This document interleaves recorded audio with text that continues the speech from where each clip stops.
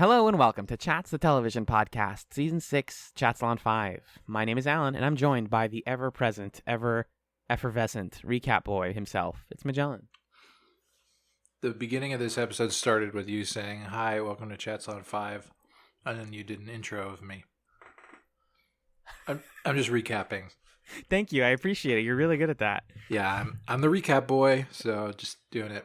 Oh, I got it. Yeah, so I just did a bit where I summarized the beginning seconds of the episode to lead into this sort of joke about me being the recap boy. What was the purpose of that? Was there a reason for that? The reason for what? For you recapping Just kidding, I know what you meant. I remember everything. Oh, boy. There's no purpose, no. At all? Ever? In anything? No, not at all. Listen, Right. I know all of human history, and I understand that everything's purposeless. We make the same mistakes over and over and over again, and we're all gonna die. It do be like that all the time. It do be like that all the times. You're right. This is Chatzylon 5. This is Chats, a TV podcast. Magellan and I talk about TV shows. This week, we're doing both the listeners and ourselves a solid since we haven't watched Babylon 5 in a little while. We're back after not podcasting in a little while. We're now caught up. I'm back from Europe. It was wonderful. We're going to have an episode of Chats Nights going up soon where you can hear all about that. And we're here to talk about the season. We're going to recap it. And as we do with all of our season recaps, we're going to talk about our favorite episodes, our least favorites. We're going to basically put the whole season into these buckets. We have essentials, highlights, and fine episodes. We're also going to predict what happens in the final season of the series. And we're going to talk about our general thoughts on season 4 of B5, which was an amazing season. I'm just going to come out and say it. There you go. Yeah, we had to adjust the proportions of our buckets to account for the fact that this season is better than previous ones. Exactly. It's not at a season where you can be like, well, these are stinkers, because there are no stinkers. Yeah, we removed lowlights entirely. Mm-hmm. Wow. This is unprecedented in the history of chats. And this is an unprecedented season of television, Magellan, so it's appropriate. I'm going to start by talking about what happened in Season 4 of Babylon 5. Okay. In one of Babylon 5's best seasons, the name of the game is Getting to the Good Stuff. Londo, Jakar, and Veer plan and execute the assassination of Emperor Cartagia. The Narn homeworld is freed, the Shadow War comes to a fiery conclusion, the Minbari Civil War begins and ends, and the season ends with a focus on Earth and the plot to overthrow President Clark. After much planning and fighting, Clark is found dead in his office during an assault on Earth. Sheridan goes on to form the Interstellar Alliance with the help of Delenn, and the world is seemingly at peace for now. Other things worth noting, we are building towards something called the Telepath War, where telepaths and non-telepaths seem like they're going to be in conflict. Michael Garibaldi, after last season being lost in space, has come back, and we find out throughout the course of the season he has telepath programming, which causes him to quit his position at B5. And then Zach Allen takes over because he's the best. He takes a new job. He finds out some crazy stuff about telepaths, and then he is tasked with capturing John Sheridan, which he does. And then Bester breaks him out of his telepath mind control, and he tries to get in good graces with everyone again, which kind of works, but everyone's still really mad. Meanwhile, in the conflict against Earth Force, Ivanova is nearly killed as a white star that she's piloting crashes, and Marcus Cole performs the ultimate lover's sacrifice to save her. He uses the Life Force exchange device from Season 1 to give his life for hers, and he dies by her side. No. Grieving and distraught that she never gave him a chance, Ivanova leaves Babylon 5 to man her own ship as captain. And to woman her own ship. To just really gay it up on another ship. Yeah. That we don't see anymore. And then also regarding the Shadow War stuff, we have Lita Alexander back on the ship. She's working at the beginning of the season for fake Kosh, who we referred to as Josh. She helps Sheridan and company understand the conflict between the Shadows and the Vorlons. Basically, the Shadows just want survival of the fittest. They want the superior races to kill the other ones and survive. And the Vorlons want to guide the races in their image and change the course of history to work in their image. Sheridan decides that this is all garbage and tells the Shadows and the Vorlons that they're both wrong. And they leave confident that he is going to figure things out and his race is going to figure things out, his generation, and that they will eventually go on to become the Elder Race. And as we see in the finale, travelers from the future are examining the history of the Interstellar Alliance and learn that maybe it didn't go so well, maybe it kind of did, but history is complicated, and it's true the humans and the races that they worked with did go on to become like the Vorlons and don encounter suits and go into the future. Heck As we end season 4 of Babylon 5. What a season, John. What did you think of season 4 of B5? What a season. Well, it's worth asking, was this the best season of Babylon 5? Because people seem to say that a lot. That seems to be the general consensus, right? That critically this is the best season. I think that's probably true. It just kept going and going and going and ended like 20 different times, and there were huge climactic moments constantly throughout the whole thing. Are my favorite moments of the show in season 4? Not all of them necessarily, but a ton of great stuff. And when we were going through and sorting things into buckets, there were things from the beginning of the season that I was like, oh my god, I forgot that this season? Cartagia was this season. It feels like it was like 3 seasons ago. Right. So season 4 was dope. It was great. It's the season that cements, like, you can recommend Babylon 5 to anyone, I think, given, like, people watched Game of Thrones and were crazy about Game of Thrones. Mm-hmm. And I think that this is the kind of season that has a transcendent appeal the way that some of Game of Thrones does. Definitely. It pushes the boundaries of this type of storytelling, this long-form storytelling, building on things that we've seen before, but also telling more and more stories and adding characters and reminding us of characters we've seen before who are now more interesting. I think if I had any complaint of the season, it's that it almost feels a little bit too breakneck sometimes. Mm-hmm. There were a lot of moments where we got images and scenes and sets that I just wish we had more time to spend in, but the season is more concerned with getting to a point. And as we know from a little bit of reading, the production of the series meant that they basically thought that they were done after the season, so they tried to end it with this, and we have a finale that didn't air in this season. Mm-hmm. So Babylon 5 is in a weird place at the end of season 4, but the journey through it was extremely exciting, and I had a lot of fun with it. I think it gave us all of the really satisfying moments we wanted, and then some that we didn't even expect. Was it your fave?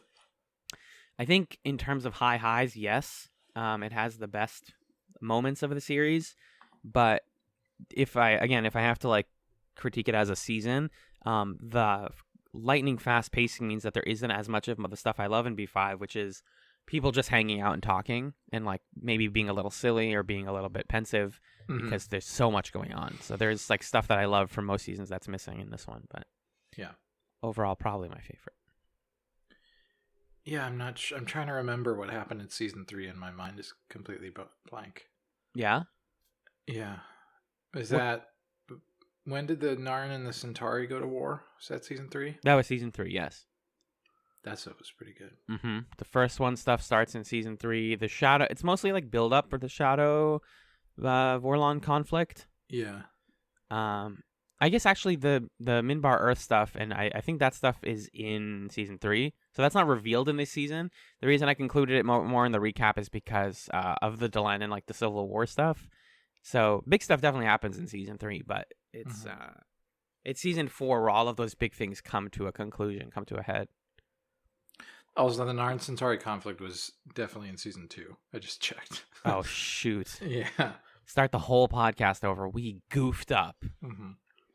I feel weird critiquing the season season as well, because it is so weird that this exists in this speed and this breakneck pace, because it wasn't supposed to be like this. Mm-hmm. So much of the reason Babylon 5 works is because it's consistent and good, and they went into it with a plan, but at the same time, you get to the end of the season, and like you said, it ends 5 times, and you're like, well, I mean, this is good, but if you knew that this was your ending, then it would have ended differently, and you didn't have to rush as much. You had. Yeah, that's why I think it has definitely a very modern prestige television feel, because modern dramas have seasons that are 10 episodes, 13 episodes. Mm-hmm. And if you were to break this season up into a few 8 episode arcs, maybe pulling episodes from season 3 to complete that, then you've got like in this season you've got like 4 seasons of a modern prestige drama ready to go. So I think that is pretty impressive and a testament to just how much of a workhorse JMS is. It's like I can't even fathom producing this much amazing scripting that quickly. Especially for its time, man. Like, right. And with the like structure of like show running being so different, you know, he clearly has stated that he's gone into this with like a grand plan and has like written scripts for a lot of stuff and knew how the show was going to end. And so it's just a matter of getting there. But like the process of getting there has been so fascinating to watch that it's, even when it's like okay, it's enjoyable watching them get there. Was there another show at this time that did such a broad narrative like this? I mean, there's always been broad narrative stuff in like science fiction and fantasy, and even in drama stuff. Like just in like books serialized. and movies, yeah. But like sci-fi TV shows, I feel like were really serialized prior to and during this time, right? Yeah, primarily, and that's why this is such a big deal. Is like they just went into it planning to do that. It didn't become like, you know, Star Trek: The Next Generation definitely has like gigantic character development and arcs that begin and end and all of this stuff, but it's primarily, you know, villain of the week, at least for the beginning part. But like it has seasons that are entirely serialized, so like it gets there. Right. I think Farscape, while we recall, like eventually gets to the point where it's very long-term plot, but starts out, and most of it is not that. Oh, and when does Farscape start? Farscape's first season airs in 1999, after Babylon 5's That's over. That's true. So I guess that's even after this. Yeah. So if you're really looking at the time, you're looking at your Star Treks, you're looking at your police procedurals, you're looking at what are the top shows of like the early 90s, I guess. Yeah, Rockney definitely watched B5 and was like, I want to do a weird version of that. Rockney S. O'Bannon? Yeah. I know him. All right, good. But even sitcoms would have a little bit of character development, and then the death. Yeah, I'm not saying shows don't have character development, but like this season of Babylon 5, every single episode followed along the like central narrative of the show. Oh yeah, for sure. I guess Twin Peaks was kind of in that vein a little bit. Okay. Sure. But otherwise, I can't think of anything off the top of my dome that's this consistent. And what I was gonna say though is like that was part of what led to the death of the sitcom, or the death of the old style of sitcoms, where it was just absolutely not. There was no character development. It was like entirely antithetical to what they were trying to do was character development. So instead, they were like, no, these guys are consistent. Nobody moves from their starting position. The Golden Girls are the Golden Girls. Period. Right. We should do the Golden Girls for pilot chats, probably. All right. Throw it in the dock. Throw it in the dock. Before we do that, I want to go down the episodes of season 4, and we're going to start sorting them into buckets, which we've already done, but we're going to be discussing these as buckets. Let's do it. Our first, do you want to do bad to good or good to bad? I always forget what we prefer. Bad to good. Come on, bro. Why would we do good to bad? Because then you can end on right, the bad one. I got you. Mm-hmm. I want to start by talking about my first fine exclamation point question so mark again, episode. We don't have any lowlights this time. Yeah, go for it. My first one is Epiphanies, which is episode 7. This is the episode where Garibaldi resigns. We have Bester coming back to Babylon 5 and talking about how the Earth Alliance is going to discredit them. I do like a good Bester episode when it's good. Bester was on the top of his game this season. I just felt like he hadn't gotten great at this point. I think he gets great at the end of the Garibaldi plot. But here it's just like, this is kind of a business as usual episode of B5. And, you know, the characters even realize it because they're like, oh man, Bester's back. We know how this goes. He's going to tell us something. We're going to believe him. And then he's going to be lying to us. And then he does. It just happens.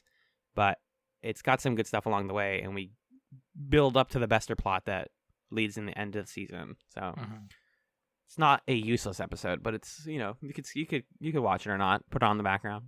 Yeah. My first fine is episode 2 of the season, Mm-hmm. Whatever Happened to Mr. Garibaldi. And I remember that when we were talking about the first few episodes of this season, we were like, oh my gosh, episode 4, and we still haven't had a bad one. And so now that we're at the end of the season, we have some more context for like, oh, there are some really, really good episodes later in the season that need to be talked about and recognized. So Whatever Happened to Mr. Garibaldi is an episode that is kind of a bridge between the opening of the season and setting up the arcs that are gonna get fulfilled by like episode 6 or so. So you have Sheridan coming back with Lorian and people being like, what's the deal with this guy?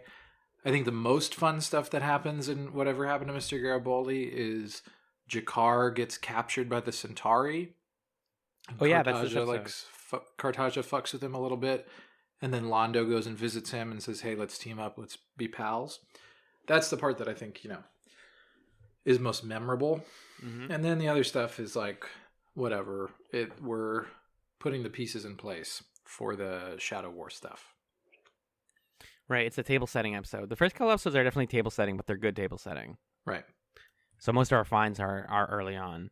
Yeah. Still in the first half of the season, though, my next fine episode is episode 11, Lines of Communication. We have a lot going on in this episode. We have the Drock, which is a plot that the show hasn't really had time beyond this episode to do anything with. It seems like something that they had cooking and they were going to put into the 5th season and then didn't really. So that's what I've heard, is that the Drock are going to come back in a big way. But we see them here for the first time in their cloudy, broken CRT television look. We see Delenn dealing with the early rumblings of the Minbari Civil War and the Minbari killing each other. So it's like a fairly heavy episode. And then it also has the like somewhat silly plot of Sheridan and Ivanova starting the Voice of the Resistance, which is definitely important and matters to Ivanova's character, but is more in the scope of this episode. It's like, yeah, and then they started a news network, which is it's fine. Yeah. The Drock, I'm excited to see what happens with them. I mean, I was creeped out by them, right? Yeah, they're creepy. Yeah, they're creepier than the Okay, Shadows, cool. technically. Yeah, that's right. I hope we get more of them and that they kill people or something, You want them to kill people? I do. I want a big character death. Oh, who do you Hands want? of the Drock. Who do I want killed? Yeah. Probably Lanier. Stop. That would be huge, right? That'd be huge. Yeah, wouldn't you love that? Oh, I mean, it would make me sad. I know, but in the right way. Oh yeah, I guess that's how character deaths are supposed to work. Yeah. Okay, fair enough. Yeah. Okay. I just noticed that our buckets are a little messed up, and I have one extra in highlights that should be in my lowlights or in my nice. finds. Yeah, so I'm trying to figure out which one gets moved. But I can talk about my next find while I'm doing that. My next find is the next episode after my first find. So episode 3 of the season, which is called The Summoning. And again, The Summoning is another episode that at the time we were like, ooh yeah, all right, season 4, baby. Oh, this is some good stuff. And then it's just sort of not as interesting looking back on it, having reached the end of the season. Mm-hmm. The Summoning, if you want to know what happens in it, I don't really remember. The one big thing from The Summoning is I think that's when Jakar gets tortured by Cartagia, and he withstands all the lashes. Yeah, That's the big thing. The other plot line is Zach Allen trying to figure out what's up with Garibaldi, and then Delenn is getting people being like the League of Non-Aligned World stuff.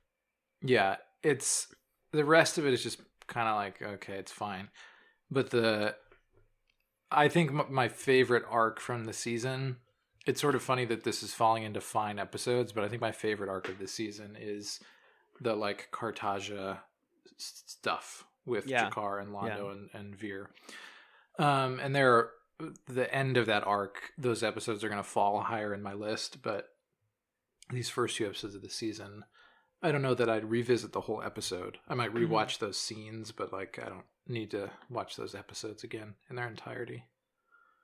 Yeah, there's a couple episodes in here where you're like, I just need to remember what happened here, and then we can kind of go on, or find me the funny parts or the interesting parts. You want me to talk about my next fine episode, mister? Do it, mister. Wow. I'm going to talk about episode 15, No Surrender, No Retreat. This is the episode where Londo and Jakar try to rebuild their friendship, and it doesn't go well.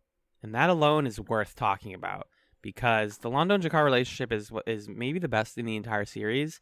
Just the like years, decades of conflict and guarantee that they will kill each other, they will die with their hands around each other's necks, and all of this stuff. And now you have Londo Mollari, the like future ruler of the Centauri Republic, pleading to Jakar, like, please, can we be friends? Like, can we work together? I helped you. Don't you owe me something? Is there anything we can do to rebuild this? And Jakar is still not having it. And then finally, we get this very satisfying moment at the end where he's like, okay, I will sign the treaty with you. I won't be on the same page as you, though, because I still hate you. And it is so mature and so believable and so sad. And those are the qualities that I love about B5. So it's that, and then the reason it's fine is because there's also an A plot where Sheridan is trying to recruit ships, and that's like honestly like quintessential fine. There's so much recruiting ships in this season. Yeah, like courting the non-aligned worlds or whatever. And you know, I like politics stuff in my sci-fi shows, but that is just it ends up being so repetitive. Yeah, it's like guy thinks that it's a bad idea. Sheridan proves it's not a bad idea, and then another guy is like, "Yeah, I'll go." That's what he's saying. This is the one with Kelso from Scrubs. Oh yeah, ooh. And McDougan. Give me some of that. Teach me how to McDougan. Teach me how to Dugan. Teach me how to Dugan. My next fine is one that was in the highlights, and then I decided out of the 4 that I had, it should come down here, and that is Season 4, Episode 9, Atonement. Atonement is the episode where Delenn has to go back to Minbar and look in her dream journal to see if she actually has a crush on Sheridan or not. She has to open her diary and let Linear take a look at it.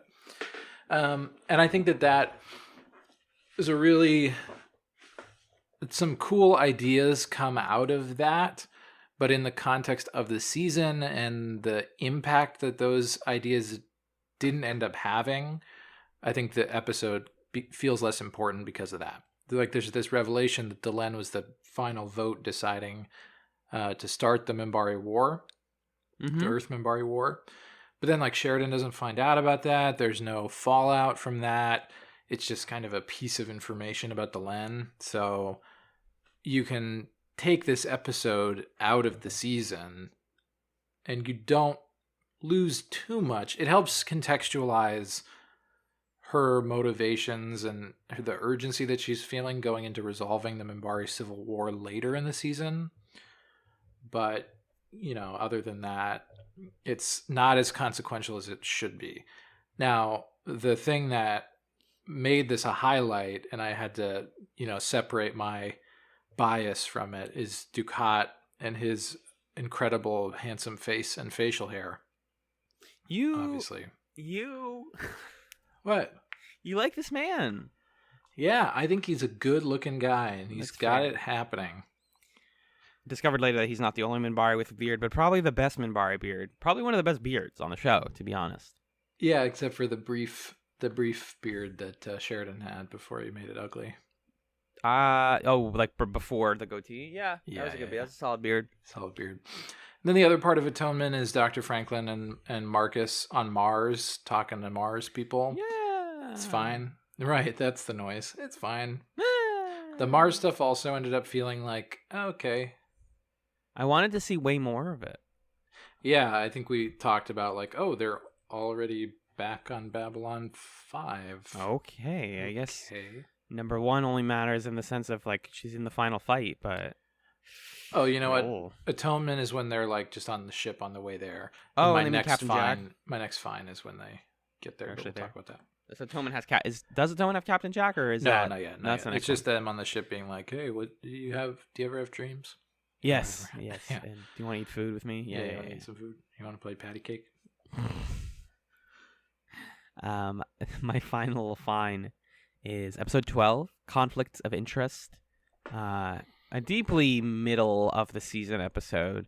We got Ivanova and the Voice of the Resistance. We have Garibaldi and his adventures in rescuing and transporting Lise Hampton Edgars, which is important in the sense of, like, you need this episode to understand him taking the job, because he gets the job in this episode at the end of it. But, like, I don't need to see him, like, crawling through vents and, like, trying to sneak past people and being a shooty cop guy. Like, I just don't find action movie Garibaldi to be that fun. It's like, it's adequate. It gets the job done. It gets you where you need to be. Right. I think the parts of this episode that are really rewarding, though, or really, like, characterful, are when Zach Allen actually is talking to Garibaldi, and he's saying, you know, you need to give me your badge and gun, and then that, and, like, him taking his door access is what causes conflict at the end of the episode. Like, those two characters have a underappreciated relationship, I think, that was nice to see here. But otherwise, it's like, yeah, this is an episode where, like, Garibaldi does some stuff and rescues his ex-wife. Right. His ex-girlfriend. Yes. Were they not married? I don't think so. I think, isn't that like a part of the conflict between them? Oh, because he wouldn't get married. You're right. Yeah, I thought that was it. Yeah, my final fine is episode 10, Racing Mars, which I already previewed a little bit. So that's the one where Franklin and Marcus meet number one, and all the Mars stuff happens. And then Garibaldi gives an ISN interview that is going to become a thing later. So it's like, again, fine. The Mars stuff ended up being not super interesting. I just wanted more of it. I just wanted more of it. Like, I don't want a scene where Franklin, I don't think this is in this episode, but where Franklin is like, all right, guys, I'll give you all your independence back if you help us win the war. And it's like, wait, what? What is that? Hold on. Can I get that, please? And we don't get it. At least in the season. Yeah. And then I never really liked, I think because it just always felt so weird, the Garibaldi stuff. The parts where Sheridan was, like, yelling at him. Oh, yeah. I was never bought into that because I knew that something was wrong. So I knew that it was, like, this kind of manufactured fake thing that would just go away once he got fixed. So, yeah. Yeah, it's a pretty middling plot, so it fits right into the fine bucket. Yeah. Slot that in there, baby, because we are moving on. Yeah, that's the fines. So our purpose in doing these recaps is to kind of give a roadmap for, like, if you want to rewatch parts of the season, or if you want to, like, show the cool stuff to someone. I think you should take a fine to mean, like, if you were to put this on, you would enjoy watching it just to be watching Babylon 5, but you could also get everything you need out of it by just, like, reading a summary and maybe watching the coolest scene and then moving on and watching better episodes. Righto, Daddy-o. Righto, Daddy-o. So speaking of better episodes, you want to talk about our next bucket? I do. Our next bucket is called Highlights. To be highlights. That was, John, we just got copyright stricken from the Kanye West company because that was too perfect. Huh? Huh? Good job. I got that. Highlights are the episodes of the season that we thought were better. They stood out. These are episodes that, if you're going to watch the season, you should watch these. They're not going to, like, they're not the makers and shakers of the season, but they are the episodes that we found to be exemplary and worthy of discussion. Yeah. And these are the case where we might bring in some episodes that we like for personal reasons, that we can't necessarily vouch that everybody will love as much as we do, but we love them. You want to start? I do. This first one is episode 16, The Exercise of Vinyl Powers.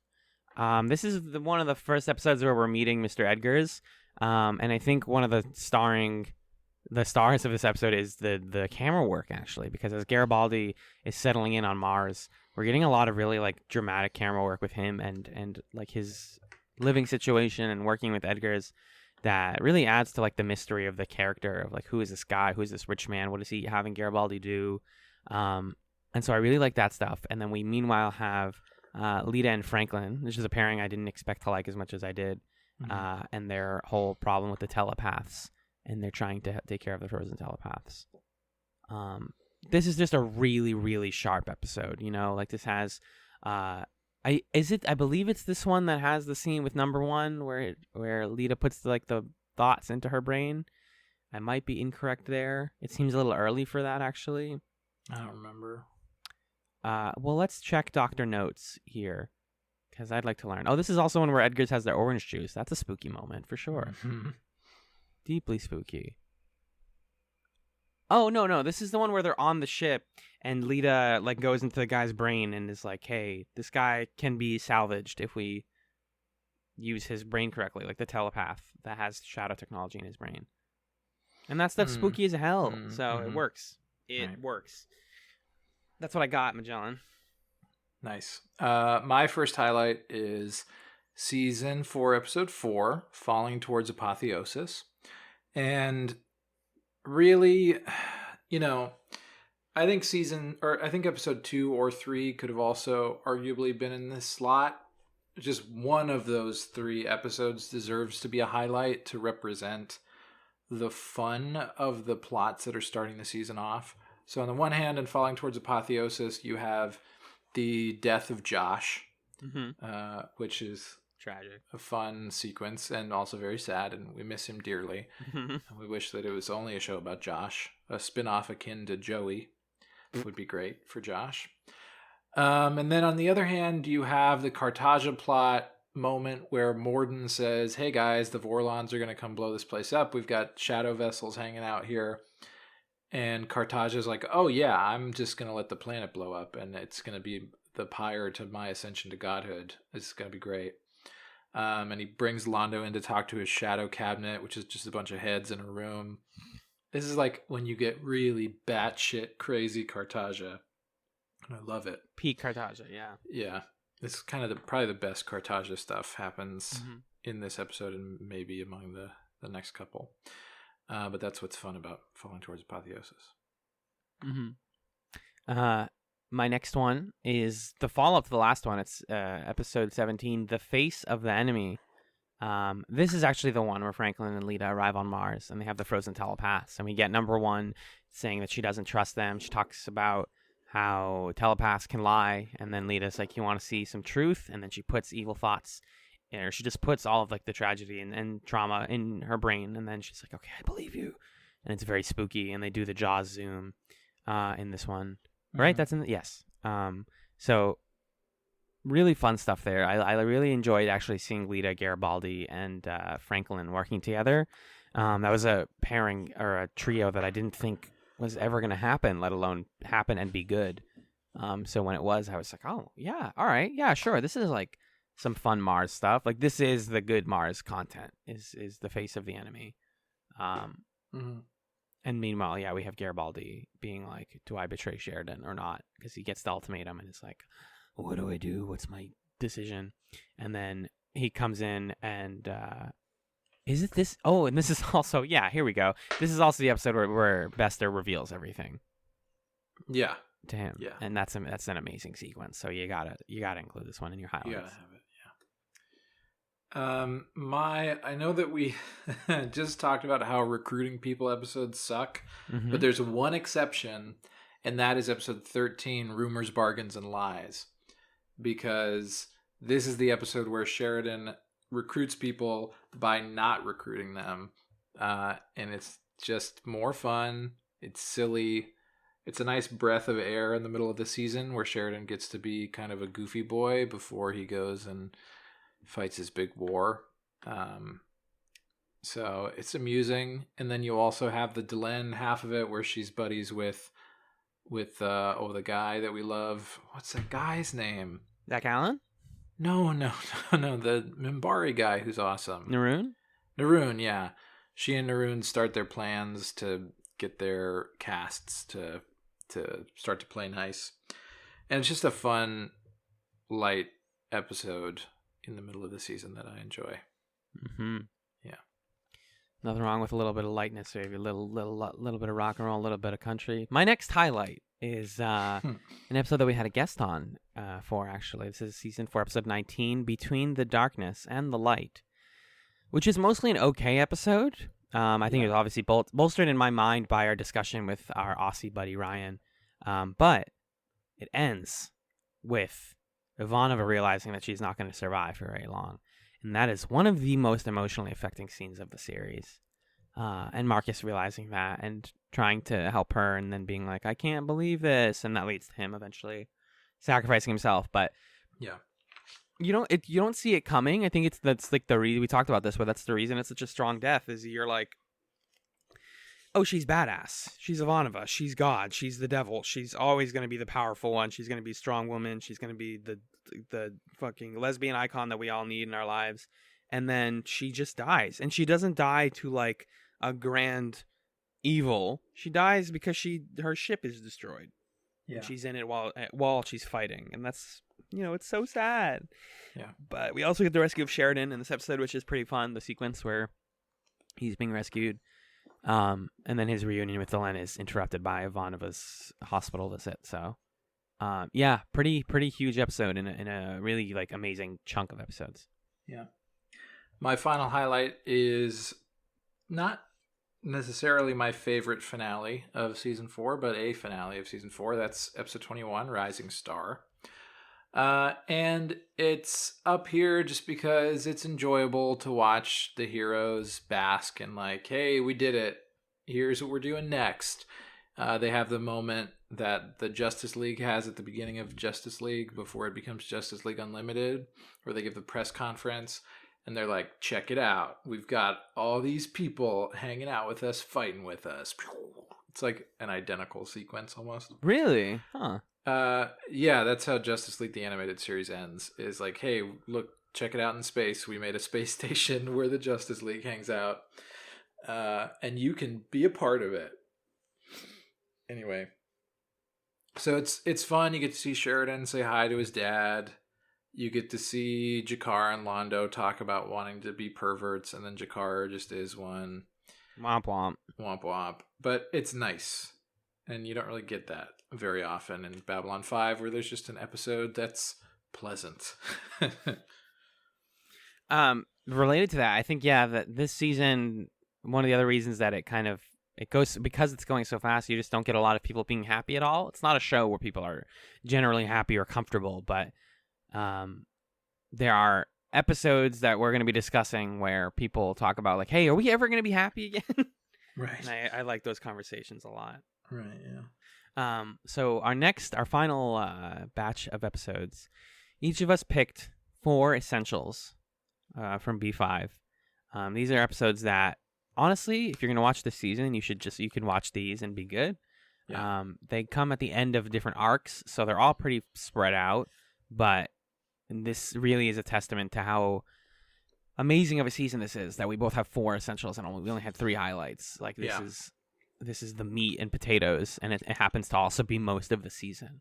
Right. So it was that hard for us to narrow down the essentials. There's just too many good things happening. Yeah. Yeah. Do you want me to go first? Go for it. Fabulous. My first essential is episode 6. Into the fire, taking it higher and higher. Ooh. Into the fire. We have the aftermath of the Centauri War. We have the end of the Shadow War.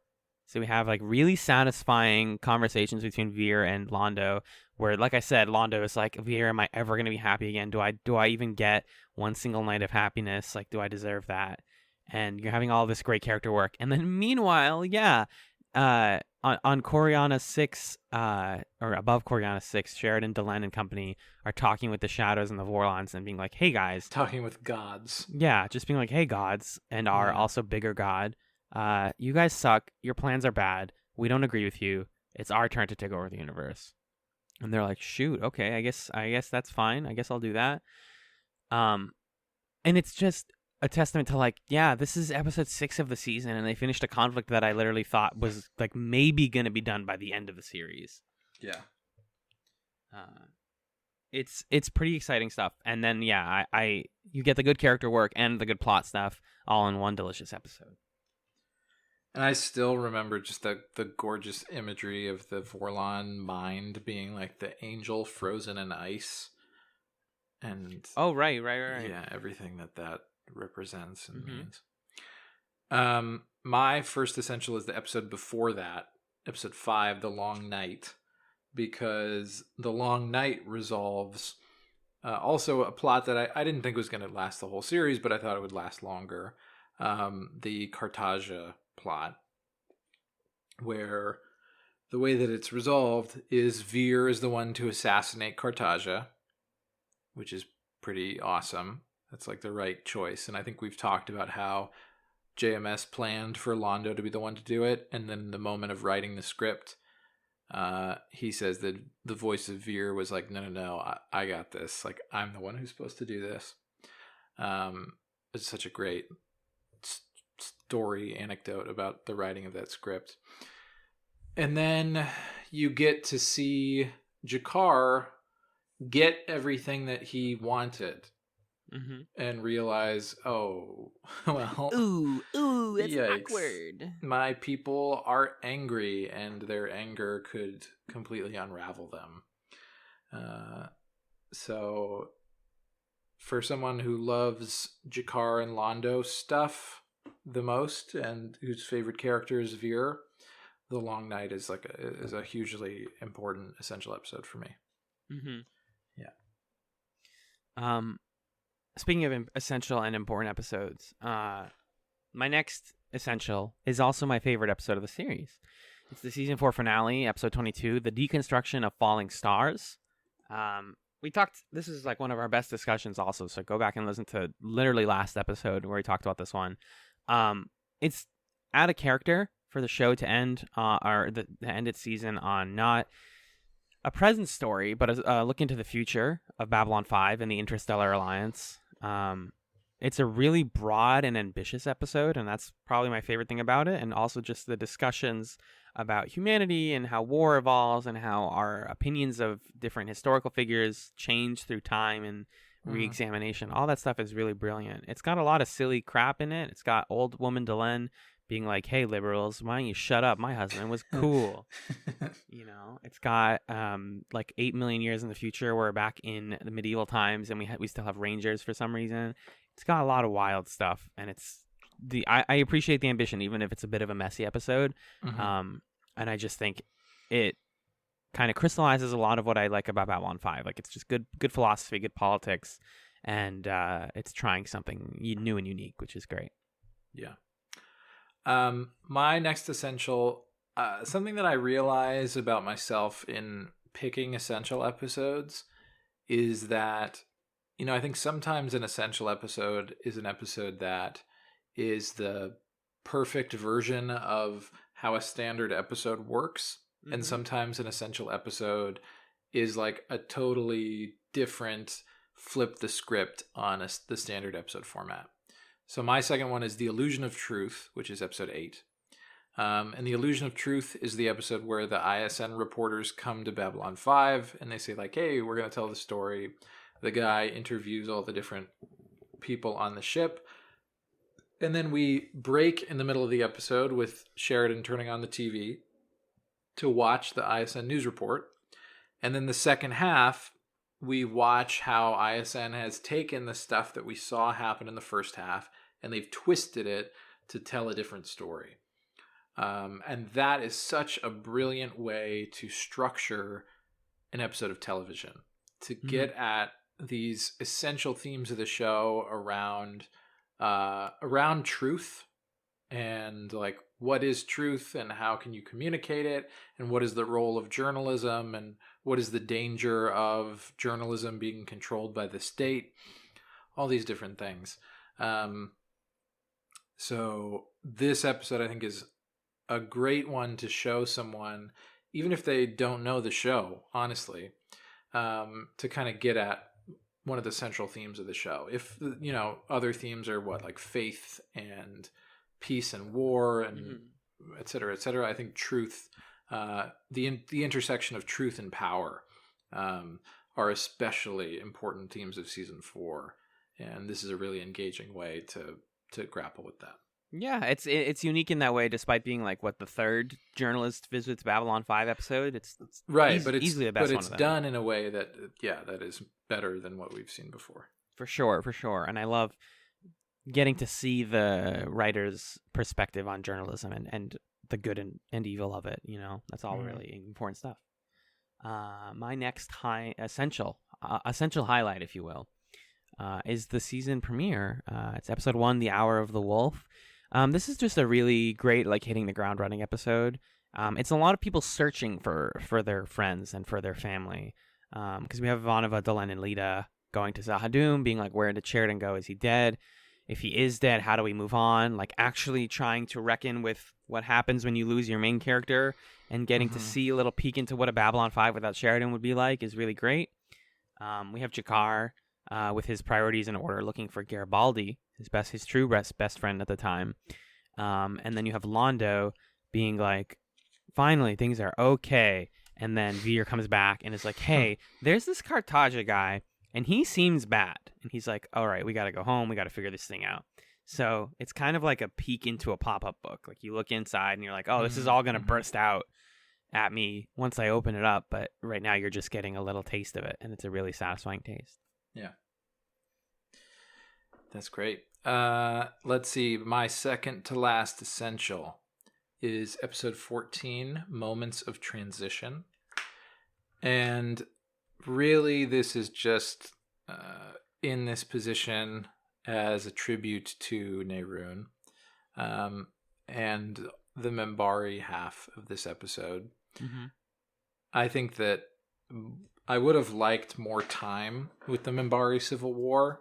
It feels like, if we're going to kind of count the casualties of this season being rushed, that feels like one of the big ones to me. Right. That we essentially only got this one episode of the Minbari War on Minbar. We'd heard about it, Minbari Civil War. We'd heard about it in previous episodes. We dealt with it directly in episode 13, but really episode 14 right here is the only place where we see what it looks like on Minbar and see what is actually at stake. And I think we both really loved Delenn's role in this episode and her willingness to sacrifice herself for her people, and then Nehruun's sacrifice, and he's like, the calling of my heart is religion. So good. And then the part where Delenn puts worker caste people in the majority on the frickin' council, the Great Council. It just ends exactly right. So I think even though we didn't get as much of it as we would have liked, I think we still got the ending that we should have. So, yeah. And then there's other stuff that happens in the episode. I don't really know what it is, and I don't really care. It's Sheridan's like, okay, we got to go fight Earth because they're blowing stuff up, and get our allies. Bester's in this one, I guess. Oh, right. He's like trying to manipulate Lita Alexander. Yeah.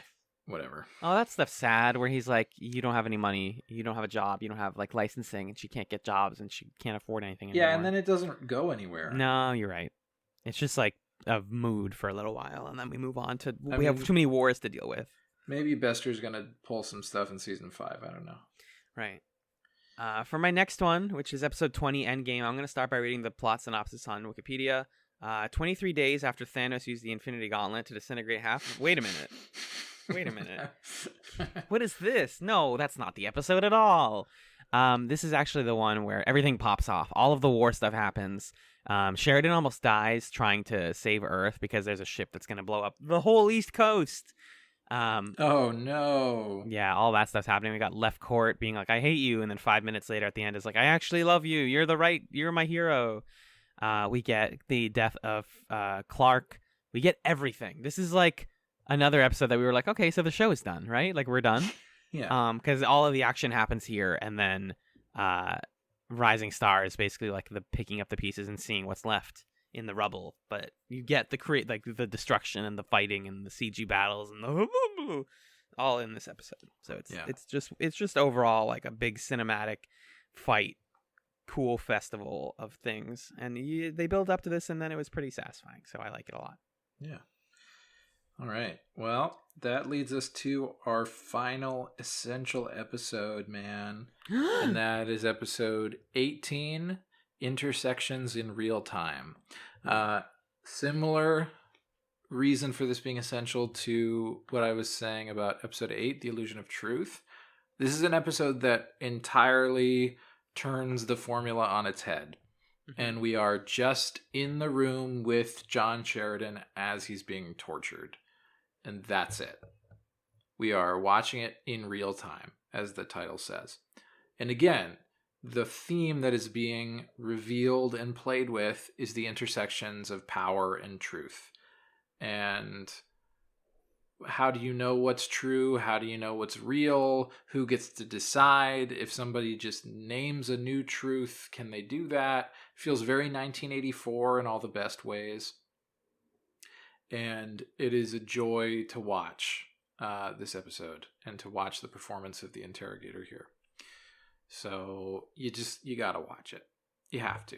You have to. You simply must. It is 45 minutes of what could be read as filler, but is actually one of the most intense, important episodes of the show. And they were going to end the show on this too. They wanted to.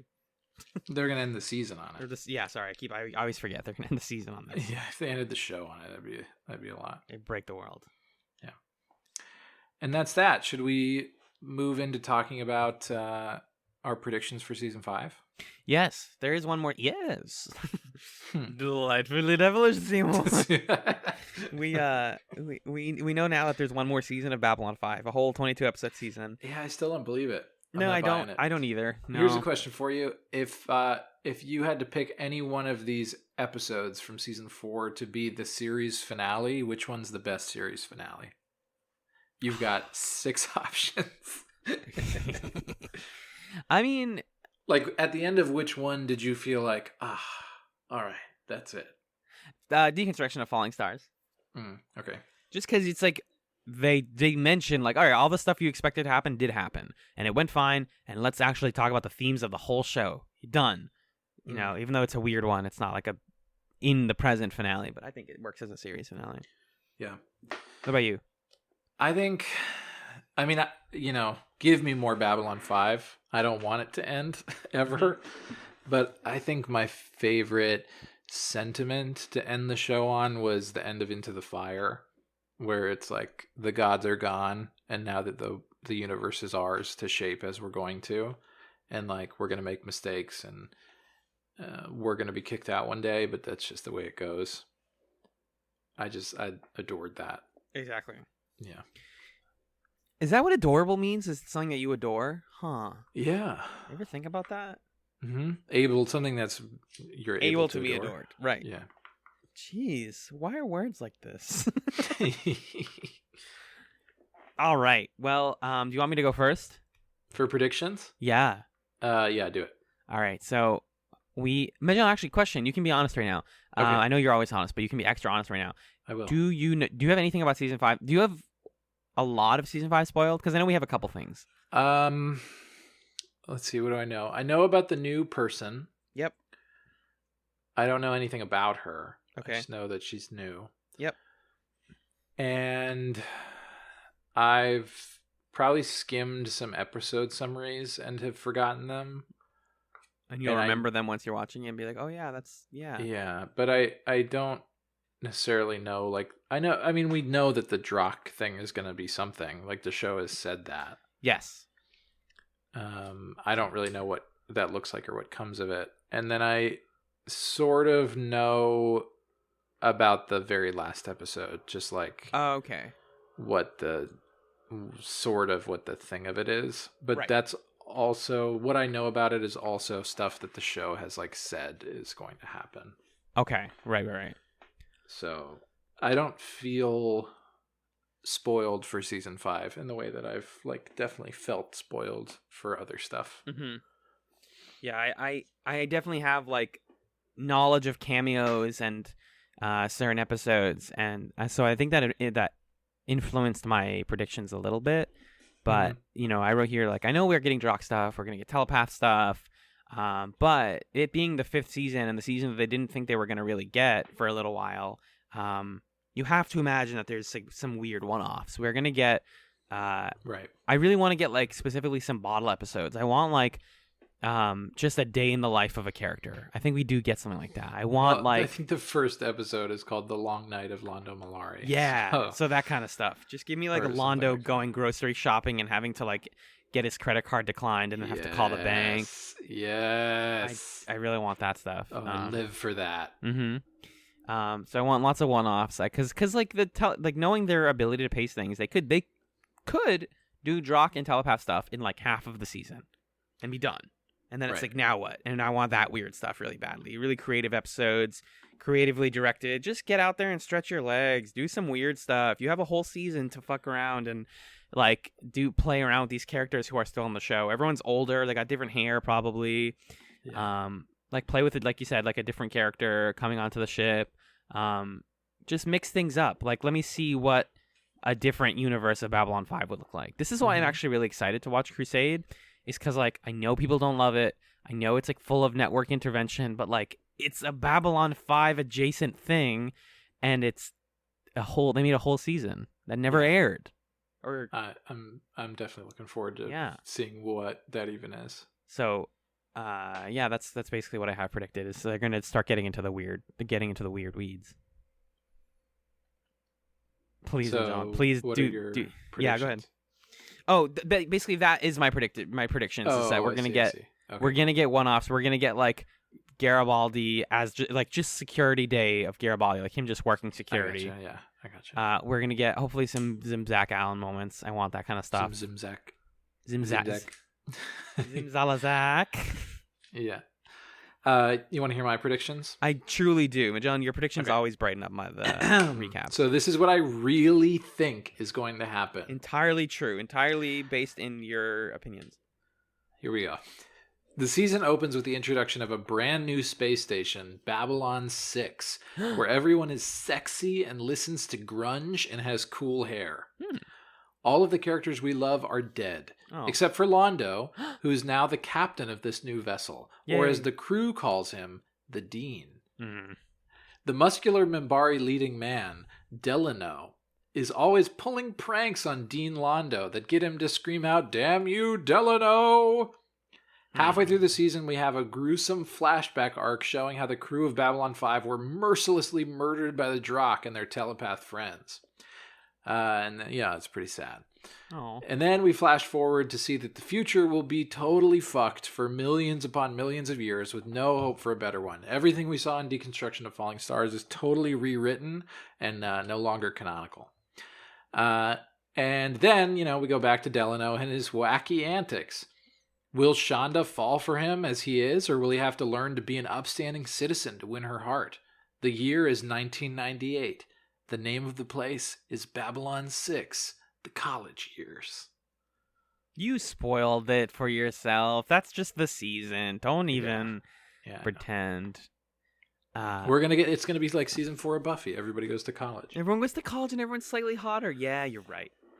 Yeah, you're right. And it's in widescreen now, except wasn't it already? Yes, but it's gonna be like in bigger, it's slightly huge. Bigger widescreen. The aspect ratio is gonna be totally wrong. It's gonna be like 20:9. Yeah. I don't know how aspect ratios work. That was probably correct. But before we get to watch season 4 of Babylon 5, we got a movie we're watching next week. Oh boy. Oh yeah, boy. We do. Oh boy. So we're still following our Babylon 5 watch order.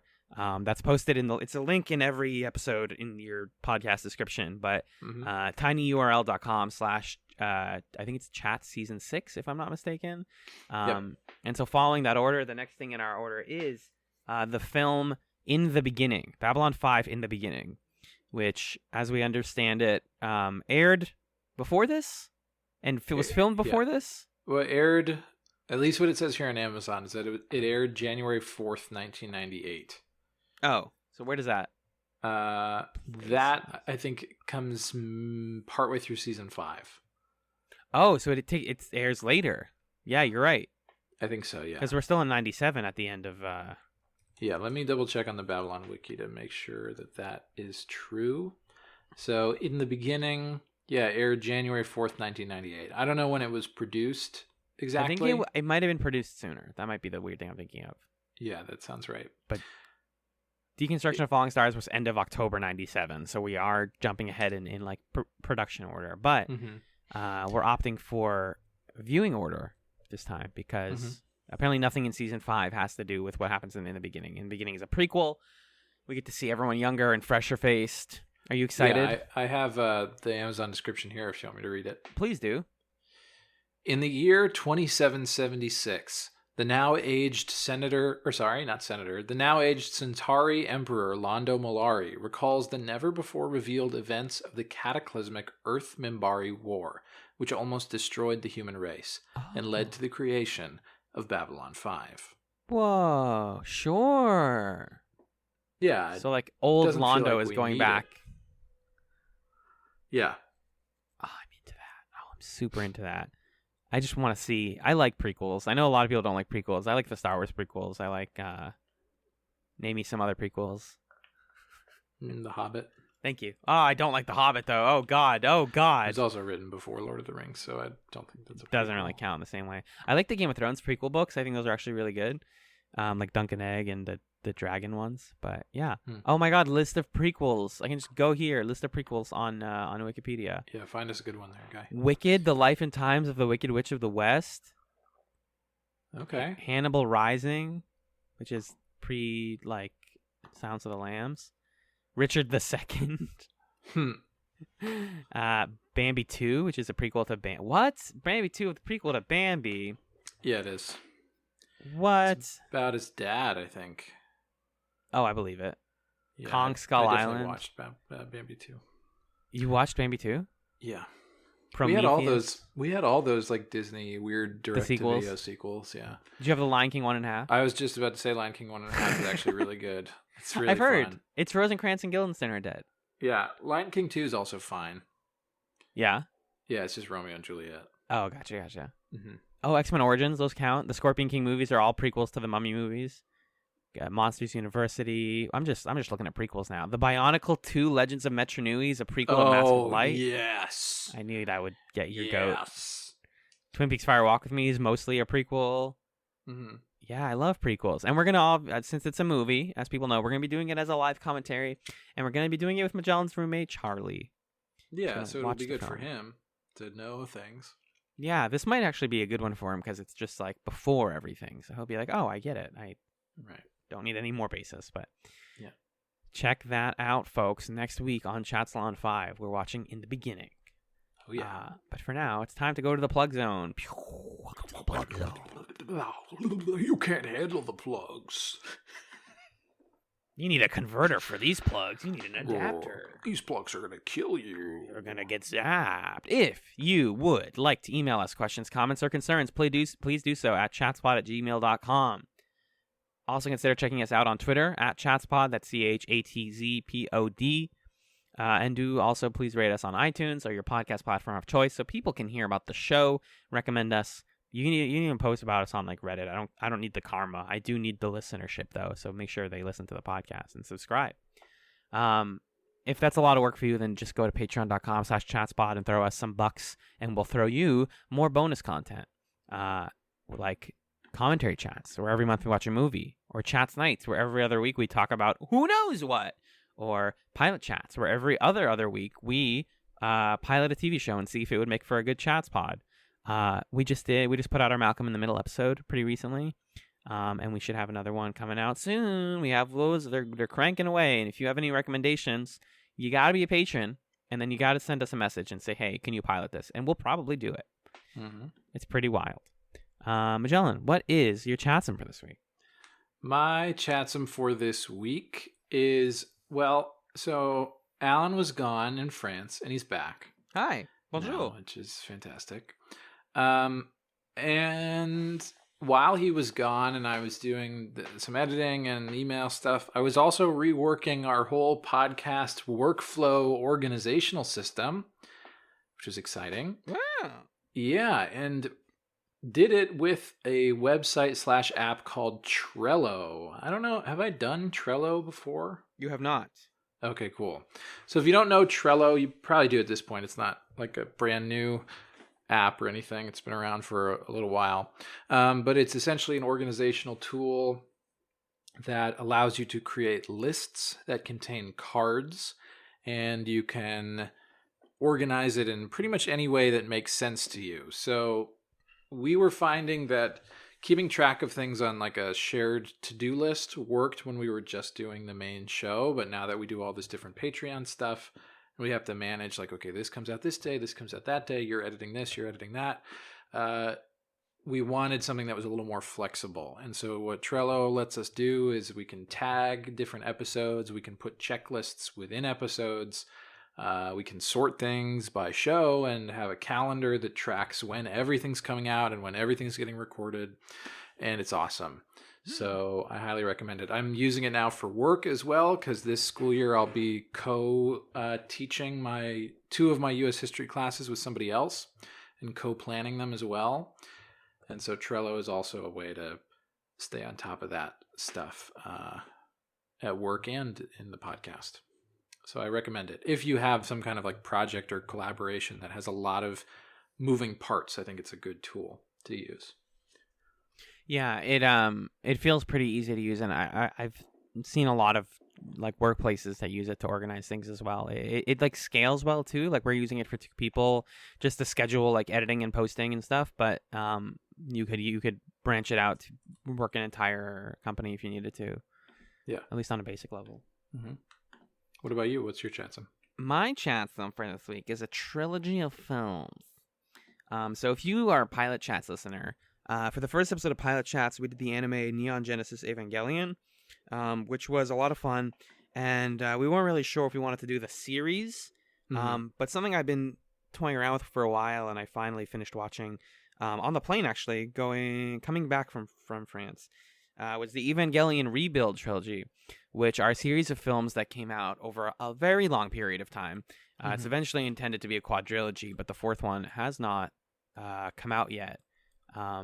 The Rebuild films are basically the creators of the show attempting to remake, re-examine, and contextualize the events of Evangelion in different ways. So, like, Evangelion 1.0, You Are Not Alone, came out in Japan in 2007. 2.0 came out in 2009. And 3.0 came out in 2012. So it's like gigantic swaths of time between them. I know, Magellan, you said you'd be interested in these once they're all done, so you can watch them. Yeah, for those who listen to the Pilot Chats about Neon Genesis Evangelion, people know that I adore that show, but I haven't seen any of these movies yet because I couldn't bear the thought of, like, I think when I first heard about them, or when I first watched NGE, only the first one had come out, maybe. Or when did you say they came out again? 07, 09, and 12. 07, 09, and 12. So it might have been that the first 2 were out and the 3rd one was coming out when I first saw the show. Yeah. And I was like, oh, I don't know if I could stand watching them and then having to wait. So I'm still waiting until all 4 are released.